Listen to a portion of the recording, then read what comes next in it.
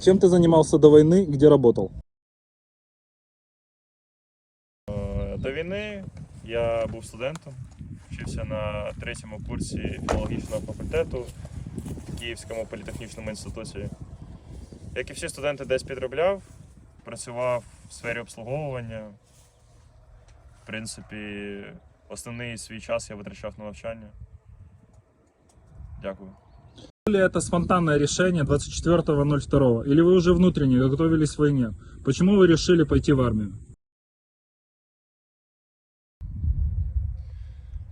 Взагалі, тема повномасштабного наступу, вона почала ще в 2021 році, а про сам наступ казали ще з 2018 року, що Росія планує якийсь великий наступ, більш масштабний, ніж був до цього.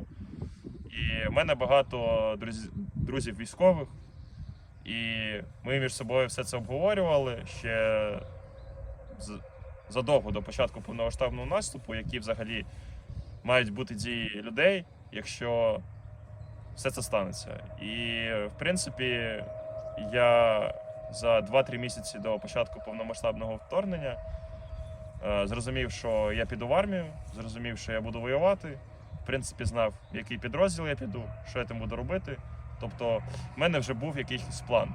Тобто, у деяких людей 24 числа була паніка, а я, в принципі, діяв так, як собі задумав. Я розумів, яка буде обстановка, яка буде ситуація, з якої сторони буде йти ворог, що він буде робити і що взагалі на нас чекає. Тому 24-го о 5 ранку я прокинувся, зібрав свої речі і поїхав в підрозділ, де наразі і знаходжусь. Дякую. Сколько человек находится в твоем подчинении? У нас відділення артилерійської розвідки мінометної батареї.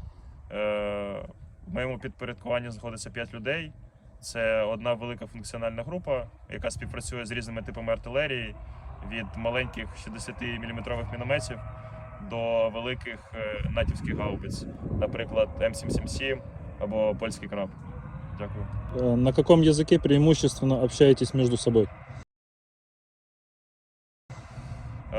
В нашому підрозділі є люди, які спілкуються суто українською, є люди, які говорять на русском. Для нас це не має ніякого великого значення, якою мовою ти розмовляєш. Дякую. Как выглядит для вас типичный день?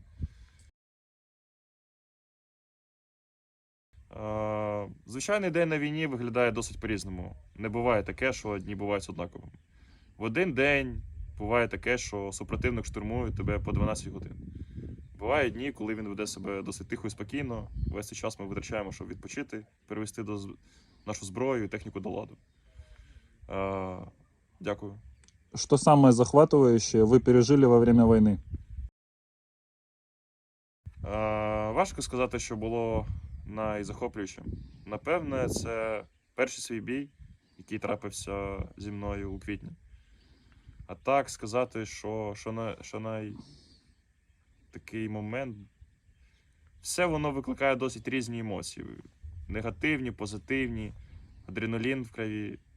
Важко сказати, що таке найзахоплююче. Напевно, це все ж таки перший бій і перший обстріл, який ми пережили. Дякую. Почему на фотографиях вы всегда в маске? Что произойдет, если вас узнают? Майже усі солдати носять балаклави, тому що супротивник активно дивиться в інтернеті на фотографії військових Збройних сил України. Він сидить і в Інстаграмі, і в Тіктоці, і в Фейсбуку. І досить неприємно буде тоді, коли супротивник побачить твоє обличчя, знайде твоїх родичів, друзів або близьких тобі людей і почне творити брудні моменти. Як, наприклад, в квітні, коли ми з моїми побратимами воювали на Запорізькому напрямку, його дружині зателефонували російські солдати і сказали, що він загинув. Але все це було неправда. Все це трапилось через те, що його світлина з ім'ям та прізвищем засвітилася в інтернеті. Тому кожен військовослужбовець вважає, що анонімність – це досить такий гарний пріоритет в його особистій безпеці. Дякую. Для чего вам нужна машина?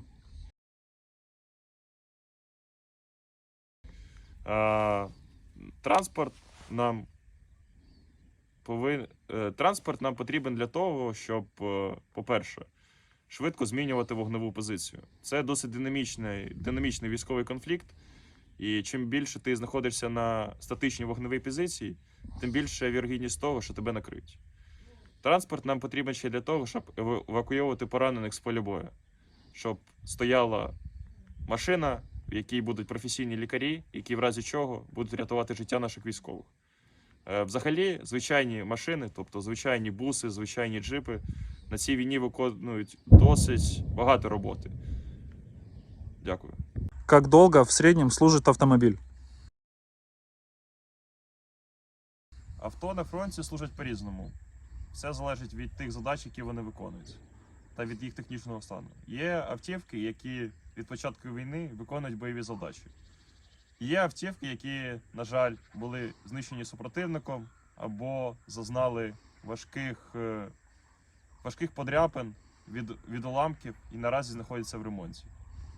В цілому, авто на війні – це, на жаль, розхідник. Дякую.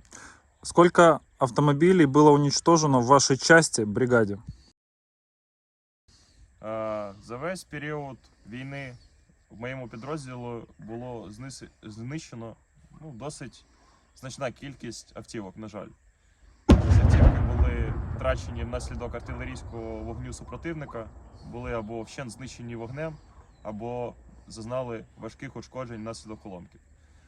Були автівки, які через дуже занедбаний технічний стан просто залишились в полі, бо не мали змоги їхати, і ми не мали змоги їх звідти евакуювати.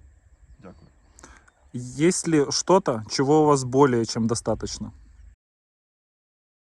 Більш чим достатньо у нас бажання знищувати ворога, повертати свою незалежність і відбивати територію. Бо за всі скоєні воєнні злочини на території України Росії доведеться відповідати. Дякую. Чем еще мы можем вам помочь? Наразі, в першу чергу, мій підрозділ потребує транспорту, бо для нас це дуже важливо бути мобільним. По-друге, мій підрозділ потребує тактичного спорядження, а також специфічного обладнання, яке допомагає нам знаходити та знищувати супротивника завдяки нашим артилерійським системам. Дякую. Какие у вас планы после войны? Після війни особисто б я хотів здійснити свою давню мрію. Я хотів би подорожувати Європою, з'їздити в Японію, в Сполучені Штати. Адже до війни в мене були квитки на квітень в Німеччину. Але, на жаль, як ви бачите, зараз я знаходжусь не в Німеччині, а в Бахмуті. Дякую.